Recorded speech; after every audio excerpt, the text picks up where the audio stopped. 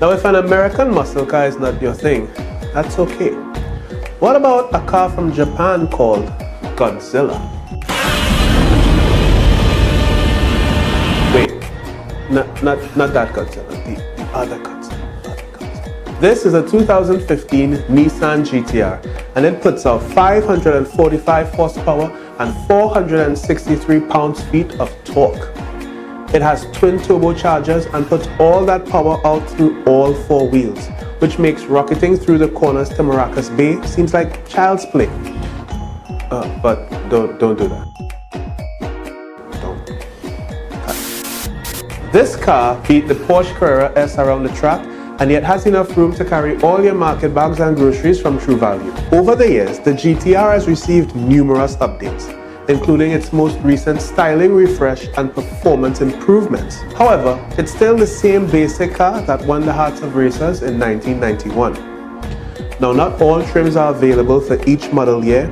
The 2014 GTR has the Track Edition, and in 2016 we got the 45th Anniversary Gold Edition. And unless you're looking for one of these models specifically, just get yourself an in-between model and save yourself some money. Like this particular model, for example, it has all new suspension, new spring rates, new shocks, and a changed sway bar. The result is a more comfortable car than its predecessor that hasn't sacrificed any of its performance in the process.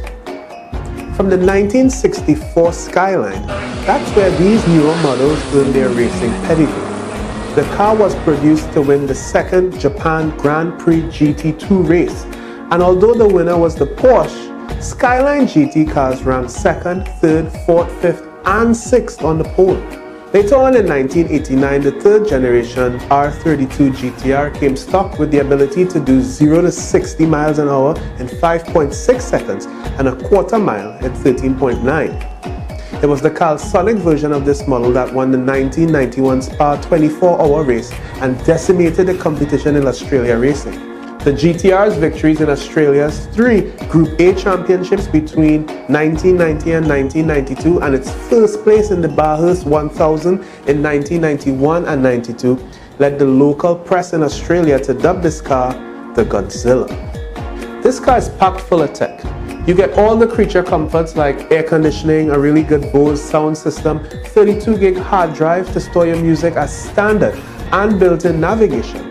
Other interesting features include things like the driving computer that tells you the steering angle and how many G's you're doing, your engine output information, which is all track day stuff.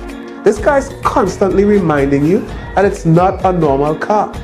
And that's important to remember when you start to notice that it's not very Porsche in here. Not as Porsche as that Mustang. There's a lot of plastic, but again, it's not designed to be comfortable. It's designed to go fast. And although it's not that comfortable, I would choose this car over the other two for track day every time. With a 0 to 62 time of 2.8 seconds, this car proves itself to have the juice.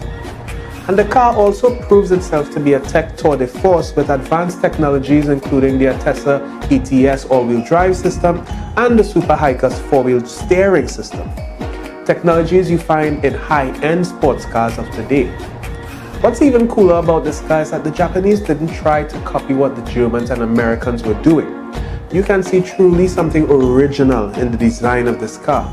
And strange enough, if you squint your eyes and look at the front, it sort of resembles Godzilla too.